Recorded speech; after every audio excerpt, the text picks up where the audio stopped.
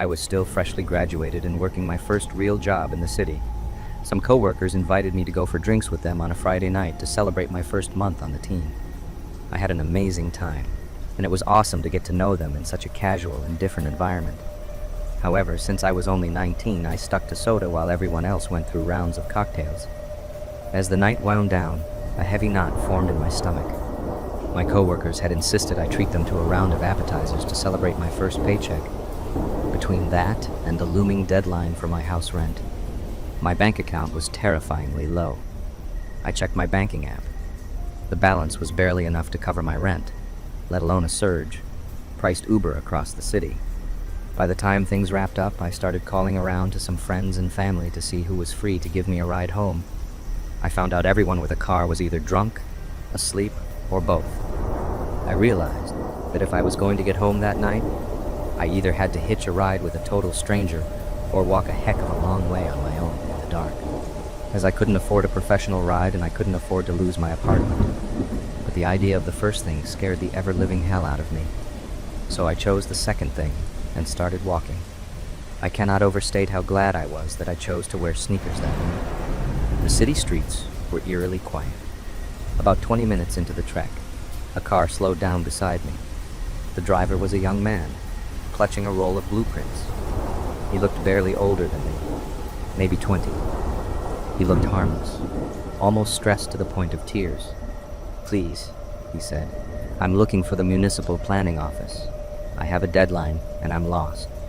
I stepped closer to the curb to point the way. But as I did, the back door flew open. A woman leapt out from the back. She was well built, maybe 45 years old, and stood a towering 5'10". She had the look of a heavy drug user with deep, dark circles that made her look like a ghost. As I tried to back away, the woman lunged at me and we crashed into each other. I didn't just run, I fought back. She swung a heavy hand at my head and I ducked. I shoved my palms into her chest to create distance. She hissed at me, grabbing a handful of my hair, and for a terrifying moment we were locked in a struggle. Realizing I couldn't outfight her, I turned and bolted toward the side of the road. There was a heavy iron window grill attached to the front of a closed basement-level shop. I dived for it, wrapping my arms through the cold metal bars and locking my fingers together in a death grip. I knew that if they couldn't pull me off, they couldn't get me into the car. The driver then hopped out of the front to help his mother, and I realized then how small he was. He was a dwarf man who looked to be only 5 feet in height. He grabbed my waist and started pulling with everything he had. "I want her," he demanded, his voice high-pitched and eerie. "Mother, I want her." The woman joined him, her large, rough hands wrapping around my wrists, trying to pry my fingers off the iron. I screamed until my throat felt like it was bleeding, kicking backward at anyone who touched me. The woman slammed her shoulder into me to try and knock the wind out of me, but I only squeezed the metal bars tighter, the iron digging painfully into my chest. Just as my strength began to fail, a tall black man appeared from the shadows of a nearby park entrance. He didn't hesitate. He shouted at the top of his lungs, charging toward the car. He had a heavy flashlight in his hand. As he ran, his voice boomed with a protective authority that seemed to shake the pavement, making it clear he wasn't just a witness, but a guardian. The sight of him coming for help broke their resolve. The woman let go of me, first cursing under her breath, her dark circled eyes snapping toward the newcomer. The young man let out a frustrated cry, but realized they were outmatched. They scrambled back into the car, the tires screeching as they sped away into the night. The man reached me seconds later, checking to see if I was hurt. I was shaking so hard I could barely stand, but I was safe. He stayed with me, calling the police and waiting until the patrol car arrived to ensure I got home. The man spoke in a soft voice to keep me calm. He told me his name was Marcus, and he lived nearby. He gave me his jacket because I was shivering from the cold and the fear. The police arrived quickly with their bright flashing lights. I told them everything that happened while Marcus stood by my side. They took notes and searched the area for the car. I felt a huge wave of relief wash over me. I realized how lucky I was that Marcus had been there. That night changed my whole life. I never walk alone anymore. I still think about that night, and how a pair of sneakers and that iron grill were the only things that stood between me and a nightmare. I can still feel the phantom grip on my ankles even now, just a week after it happened. Before we made the move to Texas, we lived in this house in Georgia with a backyard that was basically a kid's private kingdom. 2 acres of open grass, thick woods on 3 sides. It was the ultimate spot for sports or a massive game of manhunt. It had everything: a trampoline, a hot tub, a detached garage, and an above-ground pool.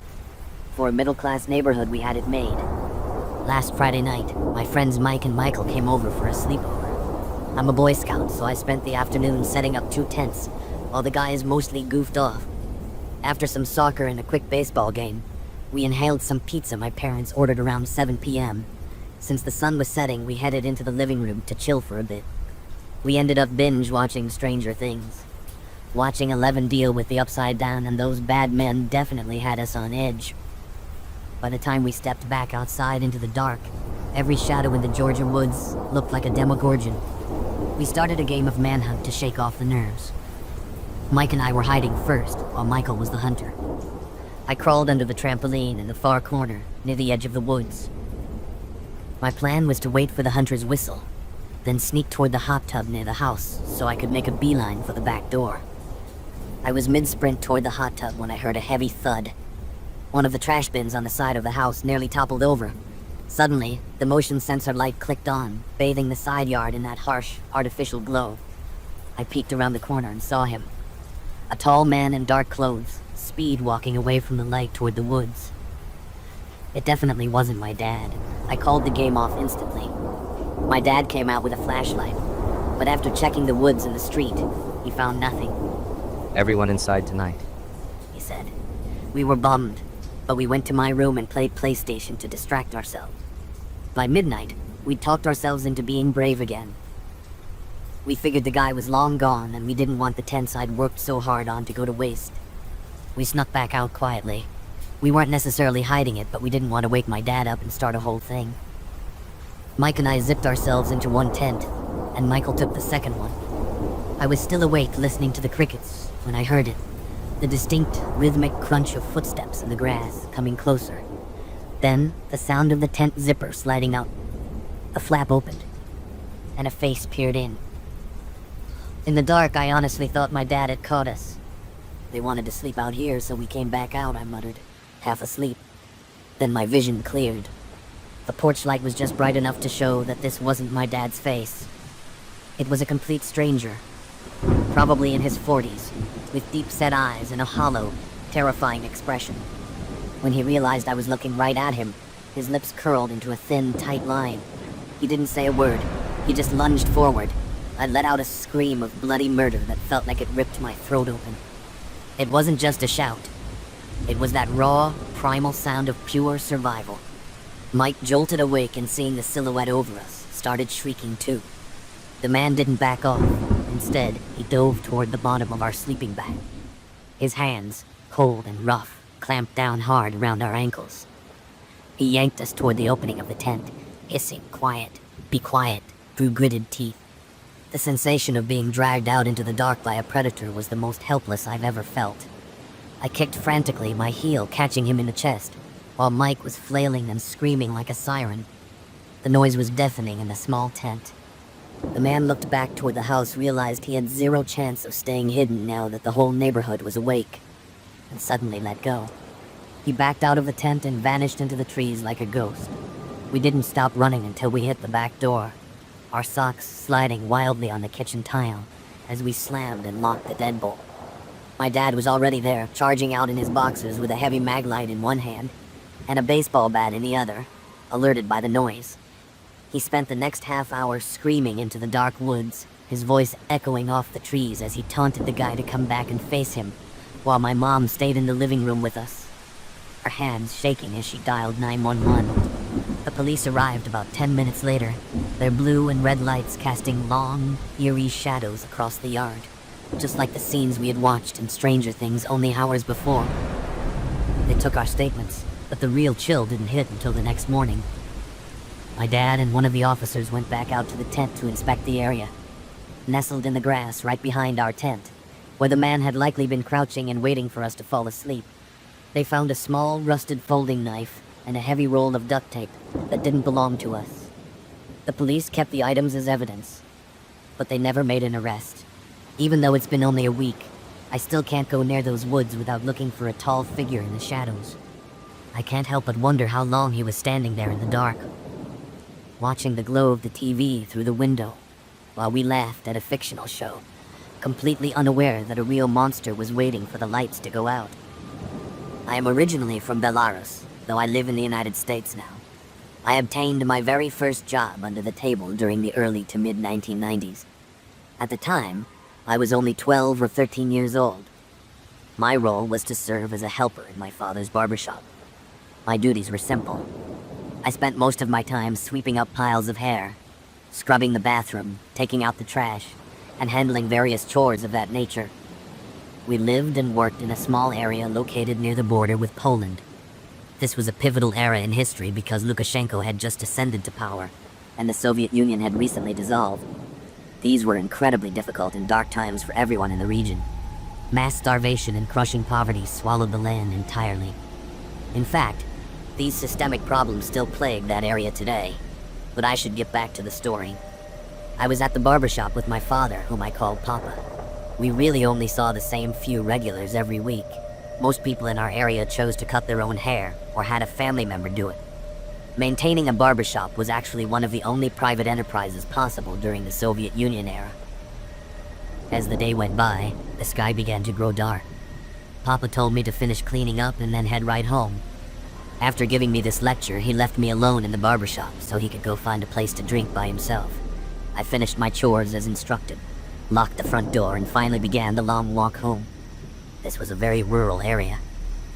It wasn't exactly the deep countryside, but everything was spaced out significantly. It was hard to maintain any real sense of community there, so everyone usually stuck to themselves and valued their privacy. As I was walking along the road, I suddenly realized that I had forgotten to take out the final bag of garbage. I turned around to head back to the shop. When I turned, I noticed a Lada driving behind me.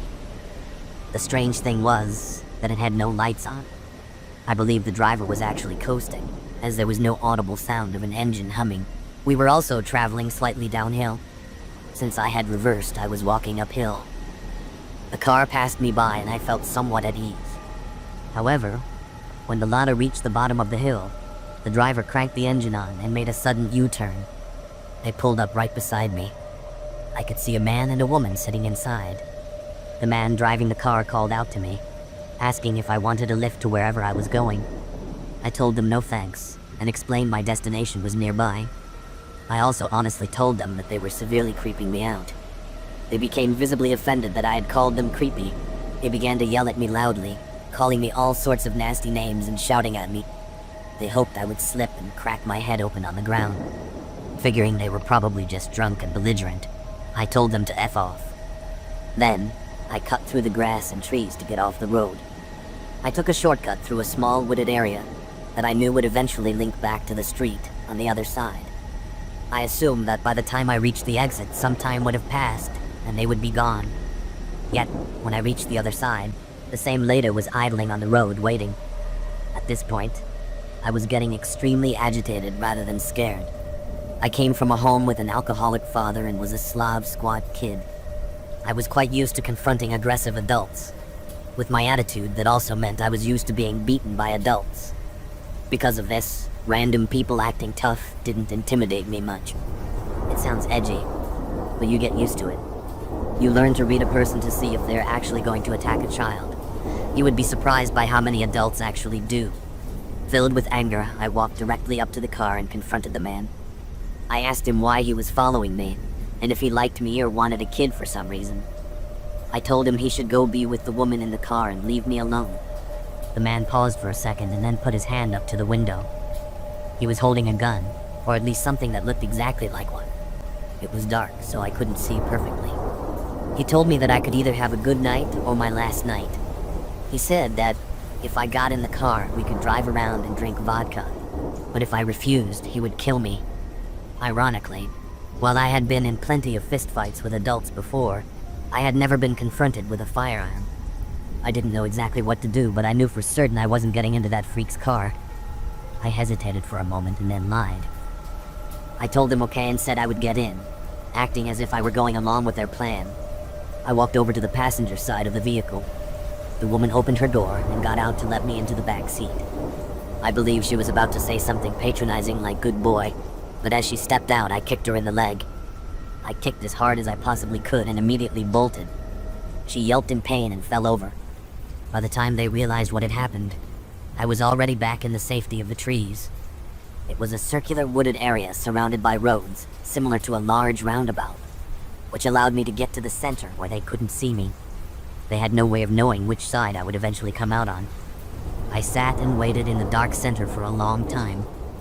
Once I decided enough time had passed, I exited on the side nearest the barbershop. I sprinted from the woods, up the road, and straight back into the shop. I unlocked the door, jumped inside, locked it behind me, and stayed there for the entire night. In the morning, my father showed up at the shop.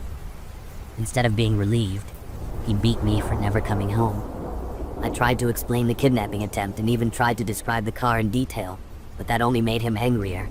He accused me of lying and told me I was just using stories from the news. Unfortunately, these types of events were common back then. It wasn't an everyday occurrence for one person, but reported kidnappings had become as common as car break-ins are in America. It turned out these two people had gone around the entire village that day, asking any kids they saw if they wanted a lift. There were other reports of them making threats as well. After my experience, I paid very close attention to the news, in hopes of seeing that those people had been caught. Instead, I only saw headlines about more children going missing. There was a terrifying abundance of missing kids over those few months.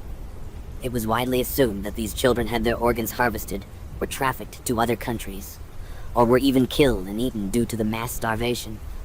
Unless you were like my family or were relatively wealthy by the standards of the day, it was very likely that you didn't eat much at all. This desperation led to unspeakable horrors. Last summer, I was 21 years old and enjoying a family vacation at Myrtle Beach. We were staying in a high-rise resort, positioned somewhere around the 13th or 14th floor in a timeshare unit. One particular night, restlessness took hold of me. I found myself tossing and turning, unable to find the comfort of sleep. By 3 a.m., the quiet of the room became stifling. Consequently, I decided to step out onto the balcony to breathe in some fresh night air. The sight from the balcony was breathtaking. A full moon hung in the sky, casting a brilliant, shimmering path of light across the ocean waves. Looking down, I noticed the beach was entirely deserted, a rare sight for such a popular destination. The stillness was captivating. Since sleep remained elusive, I figured a short walk on the sand might help me relax. I planned to listen to some music and clear my head, hoping that a bit of physical activity would finally make me tired enough to rest. In hindsight, it was a foolish and unsafe decision to head out alone at that hour. However, because my family was fast asleep, I chose not to wake anyone or leave a note. I rationalized the choice by telling myself I would only be gone for 10 or 15 minutes. I just wanted a quick moment of solitude before returning to bed. The base of our resort featured a pool area and an outdoor bar. Beyond that, 2 separate boardwalks, spaced about 100 feet apart, led through the tall seagrass and down to the shore. When I reached the ground level, the resort grounds were as empty as the beach had appeared from above. I chose the boardwalk on the right and began making my way toward the water. As I walked down the wooden path, a figure appeared, coming from the direction of the beach. This caught me off guard because I had just scanned that very area from my balcony and hadn't seen a single soul. My pulse quickened slightly as the person drew closer. Under the dim glow of the outdoor bar lights, I could see it was a man, likely in his late 30s. He wore a backpack and a pair of glasses with large, square frames. He looked incredibly tense and alert, scanning his surroundings as if he were searching for someone or expecting a clandestine meeting. His clothes appeared tattered and worn. As we crossed paths, we made brief eye contact. I gave him a small, polite nod and continued past him, but a wave of unease washed over me. He reminded me strangely of Jeffrey Dahmer because of those glasses, and he didn't look like someone who was staying at a high-end resort. I tried to dismiss the feeling, putting my headphones in to focus on the music. Upon reaching the sand, I turned right and began walking parallel to the ocean. I took off my shoes and moved closer to the shoreline so I could feel the cool water on my feet. I walked for about a minute, trying to enjoy the scenery. A sudden, primal instinct told me that something was wrong. I pulled my headphones down and glanced over my shoulder. A dark figure was trailing me further up the shore, positioned strategically between me and the resort. Based on the man's height and movement, I knew immediately it was the same person I had passed on the boardwalk. Panic began to set in, and my mind flooded with every horror story I had ever heard. Still, I tried to remain logical. I told myself it might just be a coincidence. Perhaps the man had simply decided to take a walk as well, and happened to be moving in the same direction. To calm my nerves, I took a few deep breaths and turned my gaze back toward the horizon, maintaining my pace. After a few more seconds, I checked again. My heart sank when I realized he had closed the gap significantly. He wasn't just walking parallel to me anymore. He was angled directly toward me. I quickened my pace, and to my horror, he immediately matched my speed, continuing his diagonal path toward the water's edge. A part of me tried to deny the reality of the situation. I thought that maybe he just preferred walking by the water and wasn't actually stalking me. Seeking to confirm my theory, I performed a complete 180-degree turn and started walking the opposite way.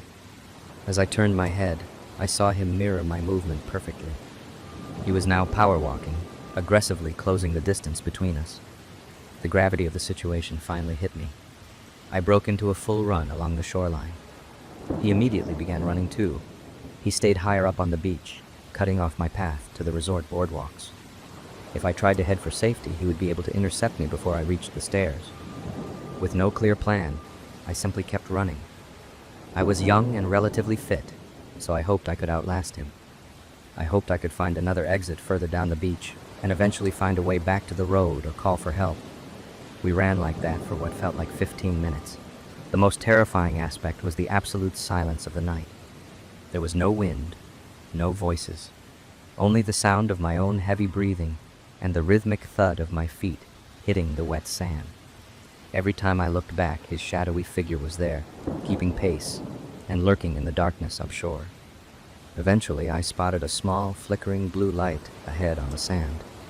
As I got closer, I saw a group of 4 people sitting on a blanket. They were positioned higher up on the beach. I decided to make a break for them, thinking that even if he tried to cut me off, I could reach them first. I hoped that by alerting them, we could confront the man together. I used the last of my energy to sprint toward the group. However, as I arrived, my hope vanished. The scene was one of total intoxication. There were 4 men surrounded by several large bottles of liquor. Most were empty, and the last was nearly gone. 3 of the men were completely passed out, unresponsive to the world. The 4th man was barely upright, wearing a party hat adorned with blue LED lights. He was mumbling to himself, his eyes glazed over and half closed. He didn't even notice me standing 5 feet away from him. I looked back and saw that my pursuer had slowed down. He was watching me, and I could almost see him processing the state of the group. Realizing they were no threat to him and no help to me, he suddenly began sprinting toward me again. As he entered the glow of the blue party lights, his face became clear. He looked manic, his eyes wide and fixed on me as he barreled forward at full speed. I knew I had to do something drastic. I had exhausted myself sprinting to the drunk group. I feared that, in a long-distance race, he might eventually overtake me. Instead of turning and running away from him, I suddenly lunged forward, sprinting directly toward him and then veering sharply to the right. The move caught him completely off guard. He stumbled as he tried to adjust his momentum, allowing me to slip past him. I didn't look back. I just ran with every ounce of strength I had left toward the resort. The adrenaline was overwhelming. It felt like one of those nightmares where a killer is inches away from grabbing you. Every hair on my neck was standing on end. As the resort loomed closer, I finally dared to glance over my shoulder. He was still following, but he was now 400 or 500 feet behind me. He had lost significant ground. I didn't slow down for a second. I raced up the boardwalk and burst into the resort area. I reached the elevators and pounded the buttons until the doors opened. Once inside, I frantically mashed the closed door button, gasping for air as the metal sliders finally met. When I reached my floor, I sprinted down the hallway, fumbled with my key, and practically fell into the room. I slammed the door, engaged the deadbolt, and leaned against the wood, trembling. I stayed on the floor for a long time, my chest heaving, trying to process the terror of the last 30 minutes. I eventually crawled to my bedroom, staying low to the floor because I was terrified he might be able to see me through the balcony glass from somewhere outside. Needless to say, I stayed awake until the sun came up and I never went for a late-night walk alone again. Our family lives for the Christmas season. We are exactly the kind of people who start decorating in the middle of November, much to the annoyance of some. We have even turned the first yearly play of Maria Carey's holiday anthem into a sacred family ritual. My husband and our 3 daughters always dress in matching pajamas, a tradition that never fails to make me smile. Even though the stress of cooking a massive dinner can be overwhelming, I truly love being the heart of the family, the home where all the relatives gather when December arrives. However, there is a significant complication to our festive spirit. We are Australian. To explain for those elsewhere, while Christmas is a winter affair in America and Europe, December in Australia falls during the peak of summer. Down under, you are far more likely to be wearing a Santa hat while sunbathing than you are to be sipping eggnog by a cozy fire. Despite the heat, our holiday imagery is filled with snow-covered landscapes and red-breasted robins perched on pine trees. In Darwin, where we live, we have palm trees instead of pines. My daughters had never actually seen real snow, and by 2019, we decided it was time to change that. We ignored the people who called us crazy and booked flights to Europe for late November. The journey was incredible. While I found the long flights to be a grueling ordeal, seeing Europe's historic landmarks dusted in snow made every cramped hour in the airplane feel worthwhile. Our itinerary took us through Prague, Berlin, Rome, Copenhagen, Paris, and London. Despite the beauty of those cities, my family was most excited about visiting Ireland. The girls had convinced themselves that Ireland was a magical realm, inhabited by fairies, while my husband was equally enthusiastic about the prospect of tasting Guinness straight from the tap. When we arrived in Cork, we checked into a charming Airbnb in the suburbs. It was a semi-detached house that looked like it had been plucked straight from a storybook. Before anyone had even unpacked, the girls were already asking for the internet password. My husband works in IT, and he is very passionate about internet safety. He views it not just as a job, but as a vital way to protect our daughters from the darker corners of the web. Whenever we stay in a new place, he makes it a point to scan the network to ensure everything is secure and that parental locks are active. As I sat drinking a cup of coffee, I watched him working on his laptop and noticed a specific, troubled expression on his face that I knew meant he had found something concerning. I sat down next to him on the couch and looked at the screen, though the technical data looked like nonsense to me. I had to ask him to explain what was wrong.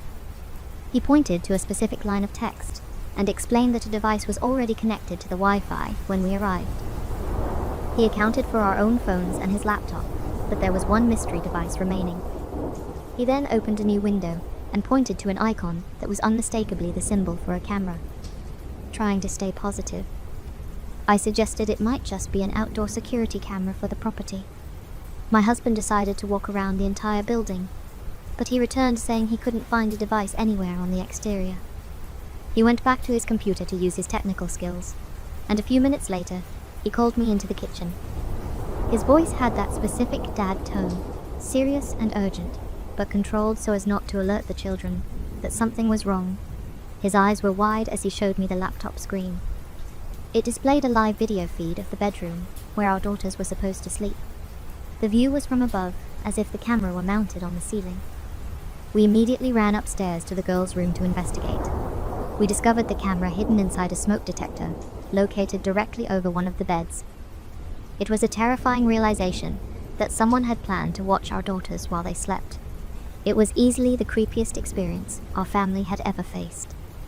My husband called the property owner immediately to demand an explanation for the camera in the children's room.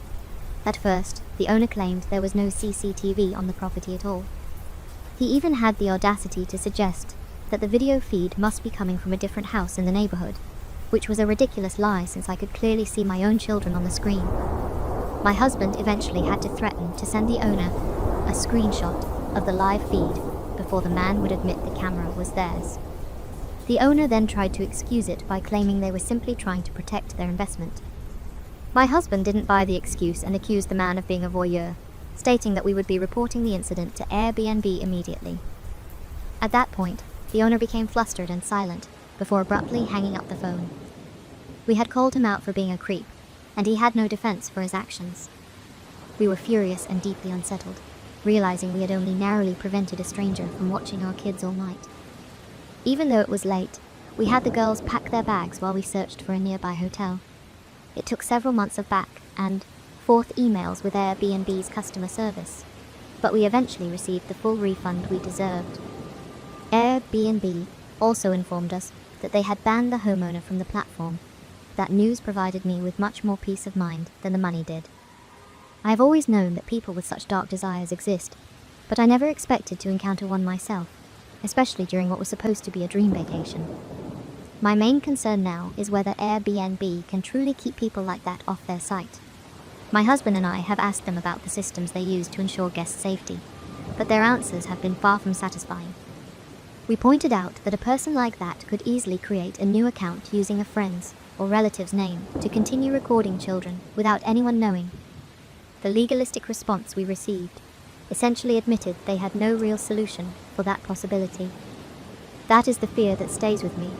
I worry that somewhere else, a child is sleeping peacefully while a stranger watches them, and there is nothing being done to stop it.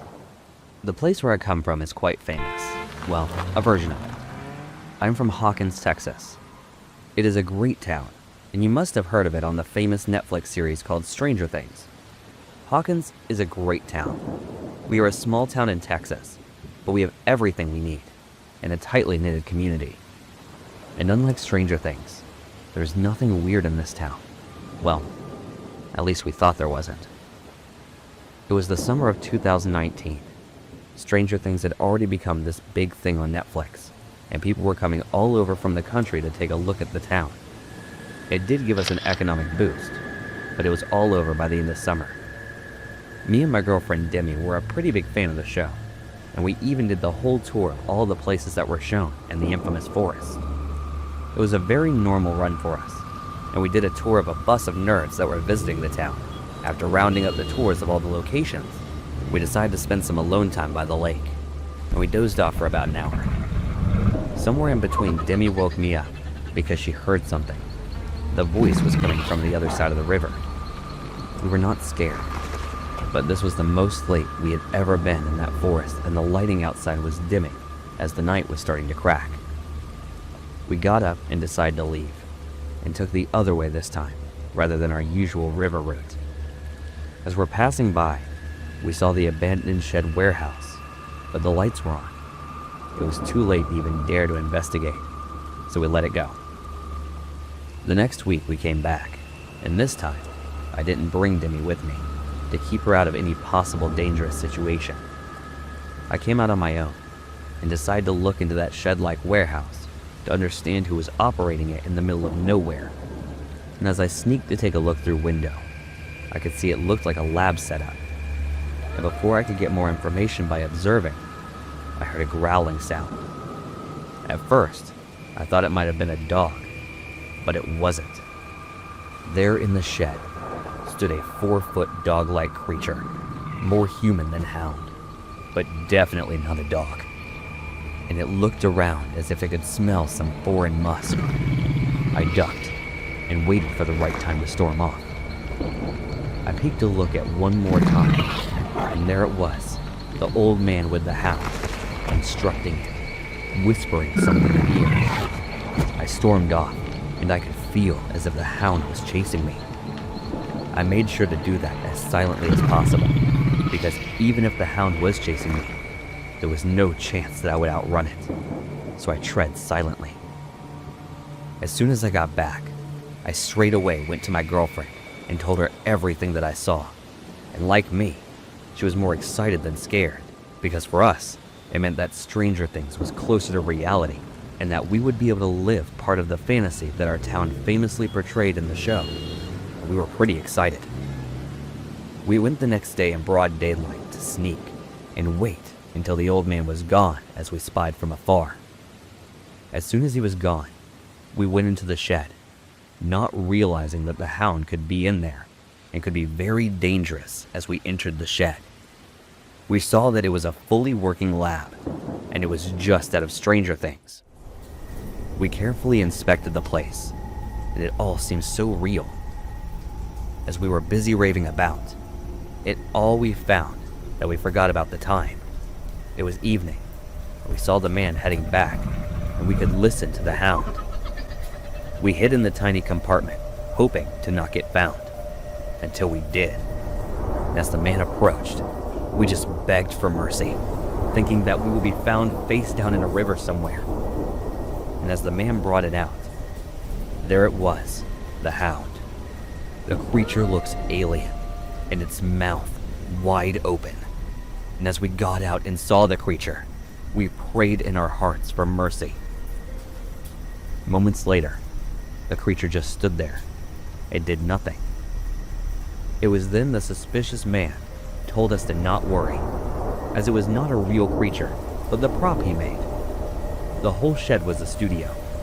He told us that he was inspired by the whole Stranger Things phenomenon, that he decided to make his film about creatures. He called it In the Night They Crawl. It was all so surreal, and we were in complete shock. The man apologized to us, and we apologized to him for breaking. He was a cool old man, didn't complain or anything. But yes, we did ended up helping him, and along with him, we geeked out making the movie with him, and getting in on that Stranger Things action. Back in '89, our town was going through some big changes, and a new nuclear plant was being moved to that place. So our town became the last stop before the plant, and that brought in people. New people. Smart out-of-town people were moving to our place, and making it the ideal place of development and progress. The place where once the most technological thing was the local radio station was now getting things that were blowing people's minds. Ever since the new people moved in as the construction started, we got an arcade, a movie theater, a shopping mall, and all the new city things. At first, the locals were enraged over the idea of strange people coming in and taking business. But soon, everybody was getting employed. The new school started construction and was going to bring in more opportunities for students, and more horizons were opening up for the place. My father, on the other hand, was very skeptical of all of this. He never wanted these people to come in. He always said, "If Oppenheimer was scared of the things that he made, how can we be so sure that these things will work for us?" And there was this one thing that he always said: progress comes at a price. He was a farmer. He was deeply rooted in the land, and everything modern scared him. The people from the government sent him a proposal of buying land and tried their best. At first, my father refused. But then one of the family friends that were working with the government told him that the bank will eventually seize the land, so it is better to get it for the value than just getting it seized. My father had no choice but to accept the offer. The money from the land was put onto investment, and I was sent to New York for further study, where I lived with my aunt. My father and mother relocated to another house a bit distant from the plant. I was out in New York going during August, and I was busy with the classes. I came back home and saw my aunt. She was in tears that there was this weird gut feeling that I had. My aunt came in. She held me tightly and told me that our town was gone. I thought at first that maybe it is one of her moods. She always had those. She was a 35-year-old single woman working in theaters. She was doing a Shakespeare play at that time, and all I could think of was that maybe this is one of her melodramatic moments. I just held her. But then she dropped the bomb and said, "It's our town. Devon is gone now, blown into pieces. There was a nuclear accident, something about the leaks. They say that the people are barely alive and they are being quarantined at the moment." It all hit me so quickly. All I wanted to do was go up to the town and look into the matter. But there was nothing in the media. It was being kept a hush. I was worried and sick to my stomach, and there was no way to contact our parents. Then one day out of the blue, a month later, we got the call. It was covered with a feeble voice, and it was my father telling me that they were all right, and they were sheltered from the accident, and that the whole town was all right. It was really weird to hear from them about a month later everything, and he told me not to tell this to anyone. It was strange. And there was something very different about his voice. It was too gentle with me. That is not what he usually is when it comes to talking to me. It seems as if the accident just broke him, and then later, I asked him to put the mother on phone. And while he was doing that, I could hear the radio noise at the background, which was very different from the noise we hear on a crooked telephone. It was almost like a chatter that would come from a busy office. I asked him for his location, and at that moment, the phone got disconnected, and I wasn't even able to talk to Mother. My aunt was much more relieved to hear the news about them being alive, and even though I was pretending to be happy, there was something that was worrying me. I had a gut feeling that something else was going on there. I did not tell her about anything, as it was the last thing I wanted her to worry about. And then by saying that I am going off on a camp, I decided to look into the matter on my own. I went to the nearest town, and to my surprise, everything within the 10-mile radius of our town was now basically a government jurisdiction area. I had to sneak around the fences to get the protective gear. I was going into this alone. And to my surprise, there was not a single hit of radiation in that place. It was all a cover-up story. There was no sign of any radioactive accident, and not a single house looked destroyed. Whatever was happening, government sure wanted to keep it top secret, knowing that there's no risk of getting exposed to radiation was a relief, and it helped me right back on track to look for the real thing. I entered my home quietly, and everything was placed right where it was.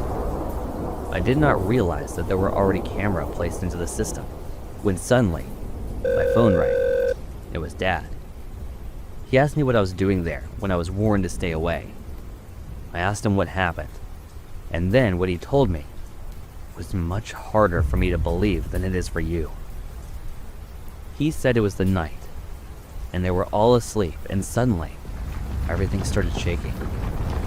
We were all going for the drill that we have been told about. And as we got out of bed, we just were broken into these million particles, and we lost our physicality. And we woke up, and we saw that the only way to be present is through electricity or source of it. And everyone in the town is alive, but we are all nothing more than living electromagnetic waves. He told me he cannot explain to me how it feels, but then he told me to come closer to the television. And then as I did, without powering it on, I saw my father inside the television. And there he told me that this is the only way that can. And also said that last he saw my mother was when she tried getting into the computer. She has been lost since then. I was confused, and everything was unreal, until a unit invaded my house and took me with them to a lab. All the way, I was begging to not kill me. And then I met Dr. Lowski, and she told me to not worry. Since I was already a computer science student, she told me that my exposure is risky. It was at that moment that my life took a drastic turn, and I could never escape this place, not without finding a way to get them all out first. After searching for 2 years, I finally cracked the case, or the code, I must say. But in the carelessness, I made myself particleized. But good thing is that I get to understand everything from 0 to 1 now that I am a binary code. I grew up in the 80s in this little town called Durant, which is about 6 miles east of Brandon, Florida. Until I was 15 years old, my best friends in the world were these 2 little kids, Bobby and Joey. We were basically inseparable. Not only did we go to the same elementary and middle schools, but we spent all of our free time together. Bobby and Joey were like opposites. Like it was weird that we were even friends to begin with. Bobby was more outgoing, while Joey was more reserved. Bobby would eat just about anything, while Joey was easily the fanciest eater I've ever known. It extended to almost everything, including how scary they found horror movies.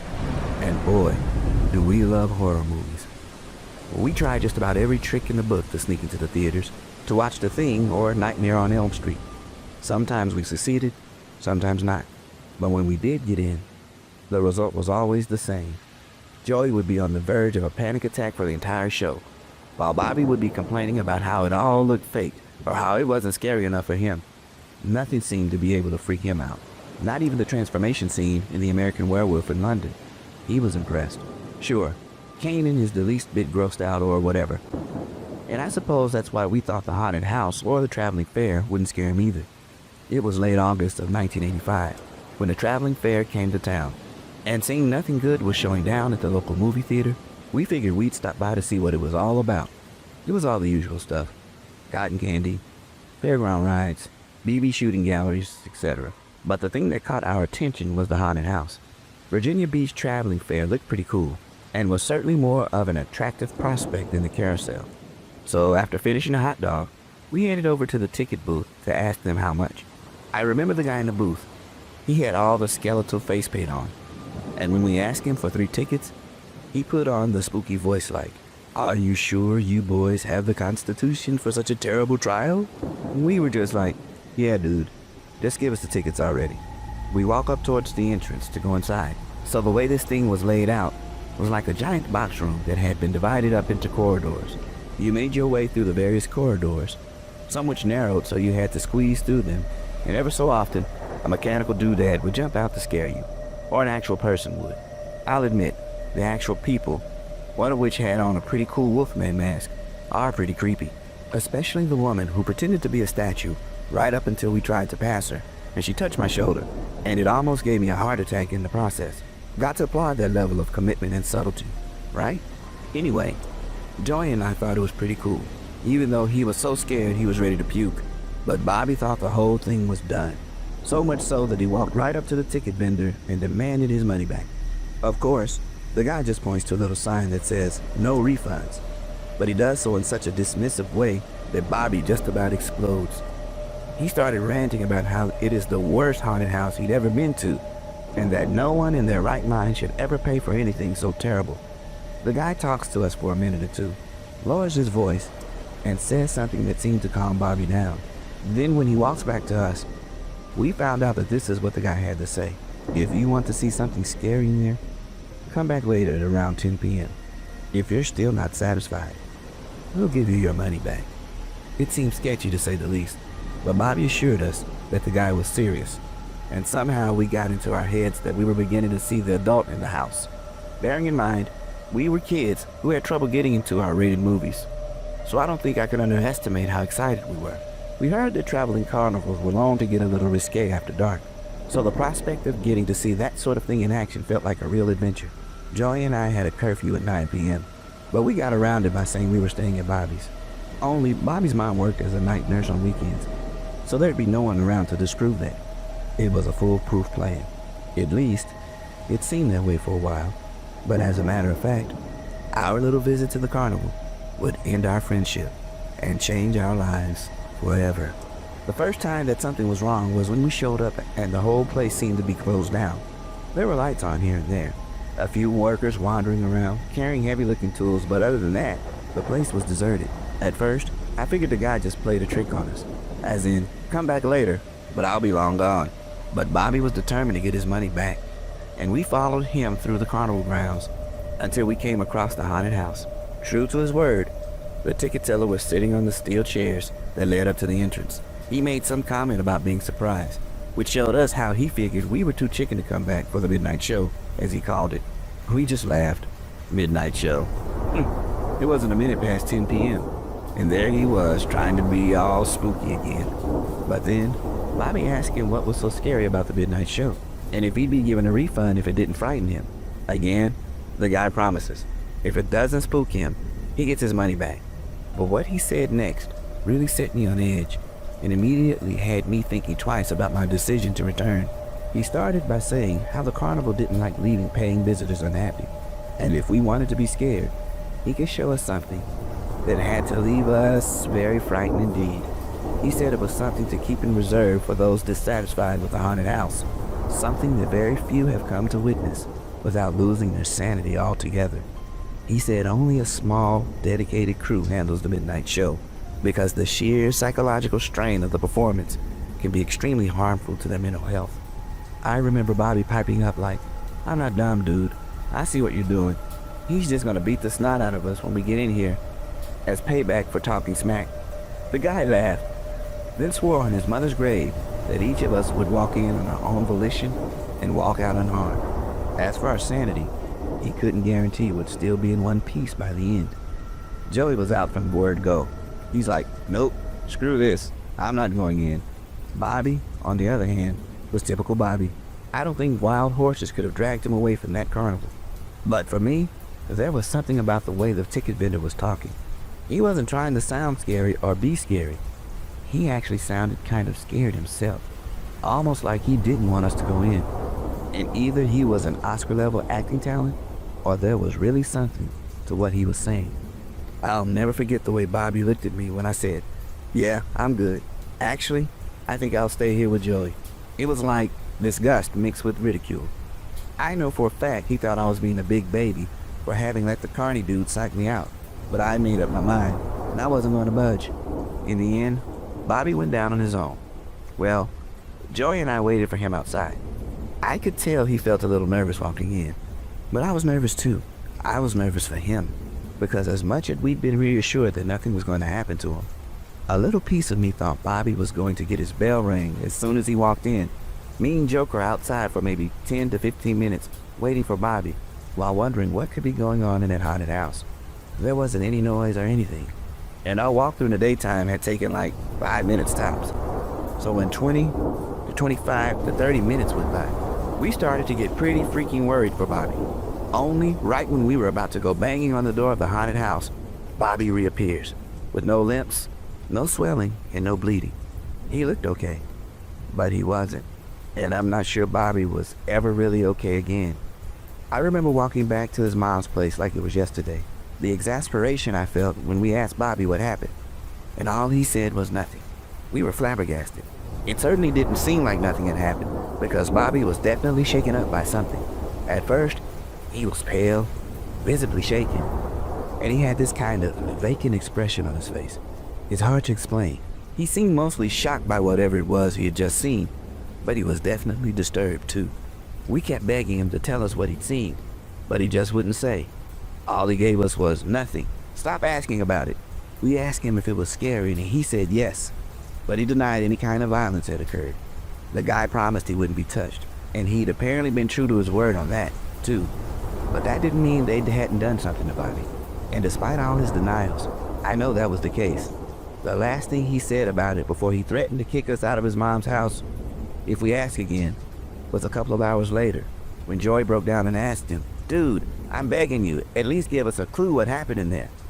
Something that doesn't make sense, Bobby replied. He never talked about it again. I know that seems unbelievable, but time moves pretty fast at that age.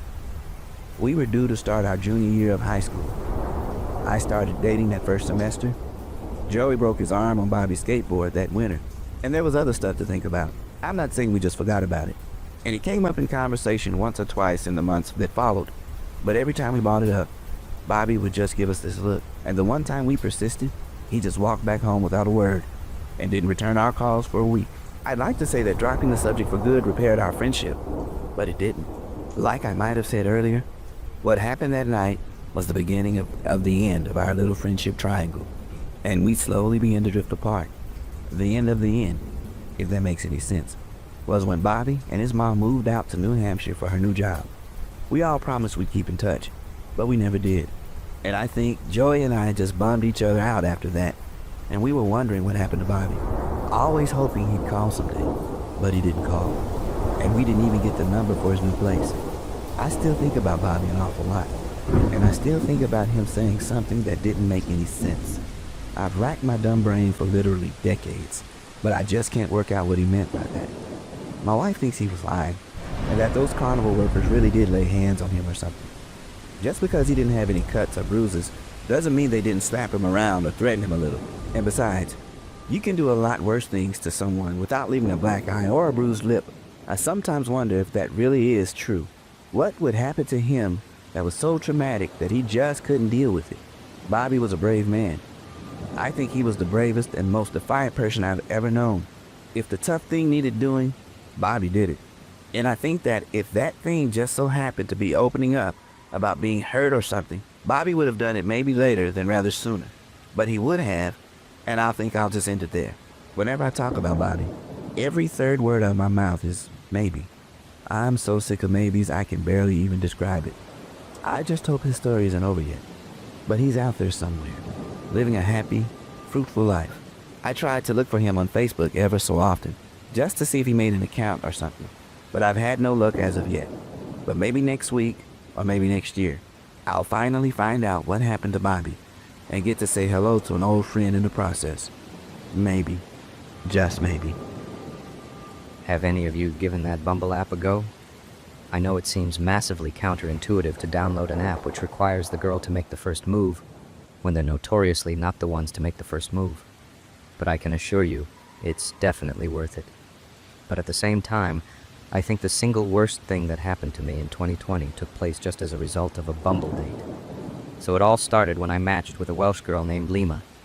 After a day or two of talking, we agreed to meet at a little cafe for a few coffees.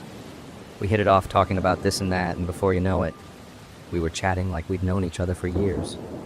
1 hour turned to 2, 2 to 3, and still neither of us was ready to call time on the date. Neither of us drank alcohol that evening. Her for religious reasons, me because I'm something of a fitness freak. But while she was drinking mocktails, I was on the coffee, and I was on it big time. There came a point where I needed a wee so badly because of my medical issues.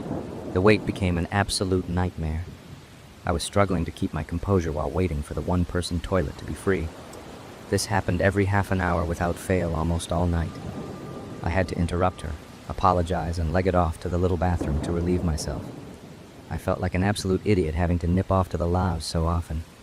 But every time I emerged, she'd look up and smile, waving away my apologies with some light mockery of how I have the bladder of a 4-year-old. But one time, I emerged from the toilet to see that she was no longer sitting alone, and that someone was sitting in my seat. At first, I thought she'd just bumped into a guy she knew. She certainly looked quite comfortable talking to him, but it turned out to be the complete opposite. I walked up behind him and playfully put my hands on his shoulders. I told him in a joking way that he might be in my seat. It wasn't confrontational or aggressive, just pure banter. I expected the guy to jump up, maybe warmly apologize, maybe give a little introduction, something like that. But he didn't. He looked back at me with this look on his face that clearly signaled he wanted me to get my hands off him immediately. And as he was staring up at me, Lima shot me a look as if to ask for help.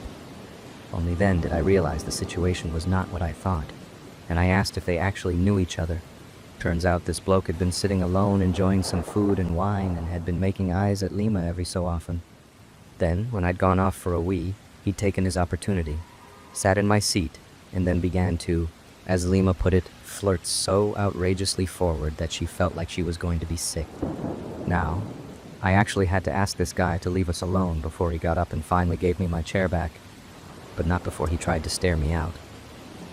I had a few inches on him, and I could tell he didn't put half the gym time in that I did, so it's not like I was in the least bit intimidated. It just seemed like he was trying really, really hard to be some comic book idea of what women want, and was honestly a little bit pathetic. He looked completely and utterly harmless, like a chocolate pistol. He looked like he'd melt at the first sign of trouble. But as I found out later that night, looks can be dangerously deceiving. So, after the little confrontation at the table, Lima and I laughed it off, then carried on with our night. Now Lima could see over my shoulder and therefore also see the creepy guy, but all I could see in front of me was her and one of the cafe's walls. So I had to rely on her to let me know if the guy was still there. I honestly expected him to just leave after such a confrontation. Everyone in the cafe was watching. It was pretty mortifying, but he didn't. He stayed put and continued to make eyes at Lima, which to her credit she just ignored. But then when it came to me walking her home, he got up and paid his bill too. Then yep, you guessed it. I looked over my shoulder as we were passing through Chinatown, and I saw tiny Mister stare out. He was still keeping up the intimidation game by staring out from under his brow, obviously too drunk to realize he looked far more comical than scary. Don't get me wrong, I wasn't exactly scared at that point, but we were being followed. It made for something of a tense situation, but nothing I thought I couldn't handle. As we approached her apartment block, I asked Lima if she was comfortable going inside while the guy could see where she lived. She admitted to being uncomfortable about it, but the block had dozens of flats in it, and unless he got in the door behind her, there was little chance of him working out which unit she lived in. But as it turned out, Lima was way more concerned about me and actually invited me inside for a nightcap. I didn't assume that I was getting lucky, but I wasn't about to turn her down. So I went inside for a cup of this weird ginger tea and the comfort that our little stalker friend would soon get bored and wander off. I was in her flat for no less than an hour, and by that time, each of us was confident that our new friend had departed. We even checked out of her bathroom window, which looked down into the street, and he was nowhere to be seen. I thanked her for a good night. We had a little smooch, and I started my walk home with that lighter-than-air feeling you get after a successful date. It's around that time that I started thinking about how strange it would be if that loser was somehow still following me, which prompted me to look over my shoulder. Lo and behold, there was a single figure following me, maybe 50 or 60 meters behind, with a remarkably similar silhouette to the lad who'd tried following us. I have to admit to being in a state of disbelief for a moment as I stopped and studied the figure as they approached. Then after passing under a streetlight, I got a clear look at the person. It was him. I said out loud that he had to be joking, and immediately he stopped. I knew it was him, so him playing at being a statue didn't make a blind bit of difference. I just told him to keep his distance, and there'd be no problems. Then just carried on the 20-minute walk back to my place. Every so often I checked over my shoulder, and this lad was still behind me. Granted, he was some way away, but he was definitely following me. And the closer we got to my apartment, the more it became obvious that he was making a considerable effort to close the distance. Now, unlike Lima, the apartment I lived in was just one of two in this big old Edwardian. I had the top floors, while the other tenant had the ground floor and the basement, complete with his entrance. And if this lad saw what door I went into, he'd have my flat. He wouldn't have to guess which one of 60 I was in. He would know exactly where I lived. Obviously, I was not in the least bit comfortable with that, so I decided on a little show of force to deter my new follower. I turned around and just marched right at him. Then, when I was within about spitting distance, I gave him a piece of my mind about being a creep and a loser, promising I'd hurt him if he carried on following me. It seemed to have the desired effect as he started walking off in the complete opposite direction. It was really strange, but I carried on walking, checking over my shoulder one more time, and he was gone. Problem solved, right? Well, not quite. About a minute or two went by, and I reached the entrance to a fairly small park. My flat was literally just on the other side of it, so I was in this blissful ignorance of thinking that not only had I scared the creepy guy off, but that I was so close to home that nothing could possibly hurt me now. I mean, I was on home base, right in my big old backyard. Besides, I'd had a great night. I had drinks with this gorgeous anesthesiologist, definitely securing myself a second date in the process, and I'd had myself a little tough guy moment with that absolute idiot. Then everything flashed bright for a second, and I felt my knees just buckling under me, almost as if though my brain had switched off power to them. I honestly don't know if I was knocked out for a second or two, but I do know that the next thing I could feel was this sharp, hot pain in the back left side of my head. I knew that I'd been hit by something, I just didn't know what or by whom. I was so dazed that it didn't even occur to me that it could have been him. I honestly thought I was just being mugged or something, in which case it wouldn't have been my first rodeo. I'd been mugged at knife point in London back when I was a student, and I knew to just keep my mouth shut, hand over the valuables, and get away with nothing but damaged pride and a lump on my head. So the only thing I did before trying to find my feet was to toss out my wallet and phone onto the concrete and tell whoever it was to just take it and leave. I heard someone wheeze a laugh, probably at how pathetic I looked. But when they spoke, I knew exactly who it was. He mocked me, saying he thought I was going to kick his head in, and told me to look at myself now. Then he kicked me. They kicked me so hard in the side of the head that I thought my orbital socket might be broken, and in between worrying that I'd end up losing my eye if they kicked me again, it dawned on me the little Tao, Rag, who'd been following, had somehow found a way to cut me off and ambush me. And it became quite obvious that I was in much more trouble than I'd first anticipated. The phone and wallet weren't going to cut it. I needed to get on my feet, and fast. It didn't matter that I was taller and stronger, maybe even faster than this guy. He had the upper hand, and let me tell you, that was not a nice feeling. The force of the kick sent me off balance, but I tried to use the momentum to find my feet. If I was drunk, I'd have been utterly screwed, but since I was sober, I did actually manage to get both feet on the ground before trying to bring myself upright. But no. Another kick hit me right in the corner of the mouth and I was sent flying backwards again. This time, not only was my mouth filling up with blood, but I could feel the teeth on the left-hand side of my mouth grinding together where the kick had chipped a few of them. It sent my skin crawling as I spat the blood out. I put my hand out and felt something cold and metallic, a fence on which I was once again trying to pull myself up. But again, right as I was about to find my feet, the guy attacked. Only this time, he didn't strike me. He wrapped one arm around my neck and held something cold and sharp over my right eye. I'm not sure if it was a knife or a piece of glass or whatever, but I think that was the single most terrifying moment of my life, thinking that I was going to be blind and hoping I'll be able to buck him off before he went for my throat or something. Only he didn't cut me. Instead, he hissed something right into my ear.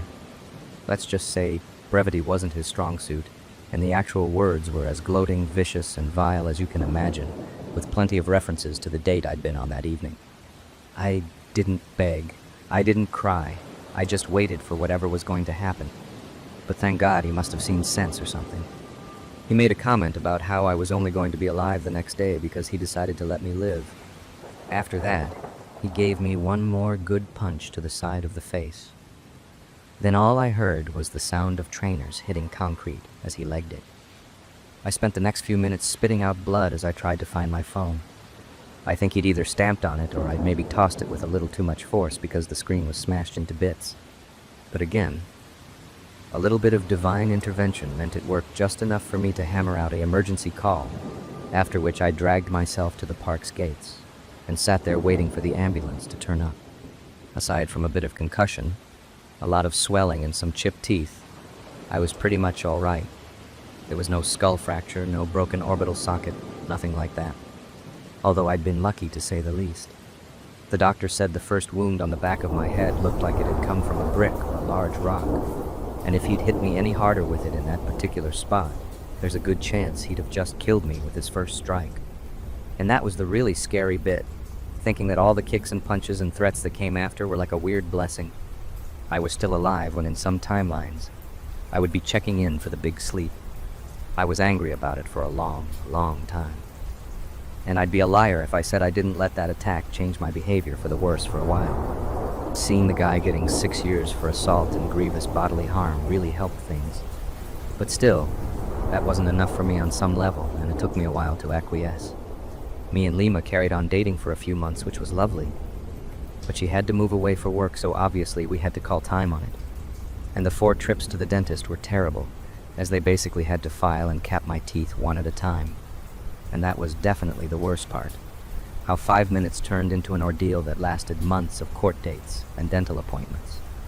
That's my one big takeaway from the whole thing, really. How one little misunderstanding can have terrifyingly far-reaching consequences.